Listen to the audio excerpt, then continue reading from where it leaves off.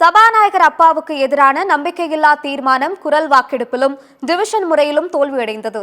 தமிழக சட்டப்பேரவை சபாநாயகர் அப்பாவு மீது நம்பிக்கையில்லா தீர்மானம் ஒன்றை பேரவை செயலாளரிடம் எதிர்க்கட்சி துணைத் தலைவர் ஆர்.பி. உதயகுமார் கடந்த ஜனவரி மாதம் வழங்கியிருந்தார். சட்டப்பேரவையில் அதிமுகவினர் அதிக நேரம் பேச அப்பாவு அனுமதிப்பது இல்லை என்றும், அதிமுகவினர் பேசுவதை ஒளிபரப்பாமல் பாரபட்சத்துடன் செயல்படுவதாக சபாநாயகர் அப்பாவு மீது ஆர்.பி. உதயகுமார் குற்றம் சாட்டினார். சபாநாயகருக்கு எதிராக அதிமுக கொண்டு வந்த நம்பிக்கையில்லா தீர்மானம் மீதான வாக்கெடுப்பு சட்டப்பேரவையில் இன்று நடைபெற்றது. சபாநாயகர் அப்பாவுக்கு எதிரான நம்பிக்கையில்லா தீர்மானம் குரல் வாக்கெடுப்பில் தோல்வியடைந்தது.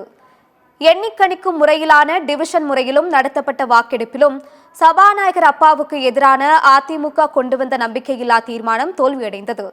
நம்பிக்கையில்லா தீர்மானத்தில் 63 எம்எல்ஏக்கள் ஆதரவாக வாக்களித்தனர். நம்பிக்கையில்லா தீர்மானத்திற்கு எதிராக திமுக அதன் கூட்டணி கட்சி எம்எல்ஏக்கள் 154 பேர் வாக்களித்தனர். இதனால் சபாநாயகர் அப்பாவுக்கு எதிராக அதிமுக கொண்டு வந்த தீர்மானம் தோல்வியடைந்தது. நம்பிக்கையில்லா தீர்மானம் தோல்வியடைந்த நிலையில் மீண்டும் சபாநாயகர் இருக்கையில் அப்பாவு அமர்ந்தார்.